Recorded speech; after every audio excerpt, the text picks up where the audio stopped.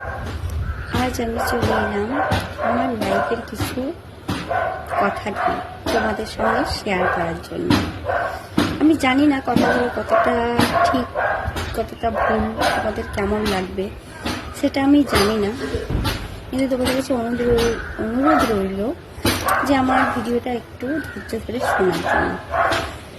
আমরা প্রতিটা মেয়ে খুব আশা নিয়ে পরের বাড়িতে সংসার করতে আসি, তাই তো? সব মেয়েদের ক্ষেত্রেই বলছি।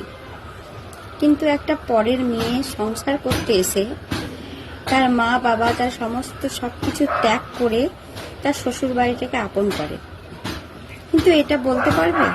ছেলেদেরকেও বলছি, আর মেয়েরা তো জানোই, পরের মেয়েকে শ্বশুর বাড়িতে কি আপন করে নাও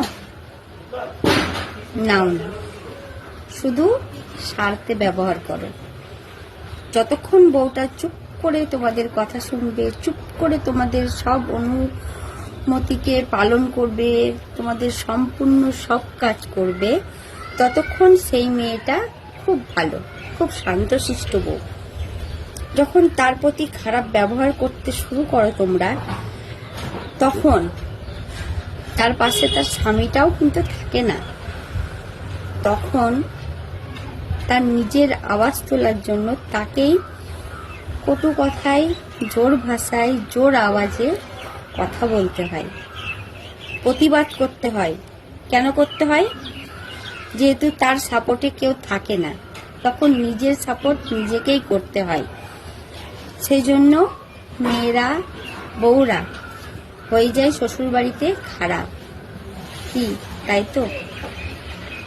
কিন্তু আমি একটা কথা বলবো, এত করেও শ্বশুর বাড়িতে যে সম্মানটা আমি পাইনি, সেটা আমি আমার সমস্ত ইনস্টাগ্রাম, আমার সোশ্যাল মিডিয়া, যত আমার ভাই, দাদা, দিদি, বোন, তোমরা আমাকে এতটা সম্মান, এতটা ভালোবাসা দিয়েছো যে আমি বলে বুঝাতে পারবো না। তার জন্য তোমাদেরকে অসংখ্য ধন্যবাদ।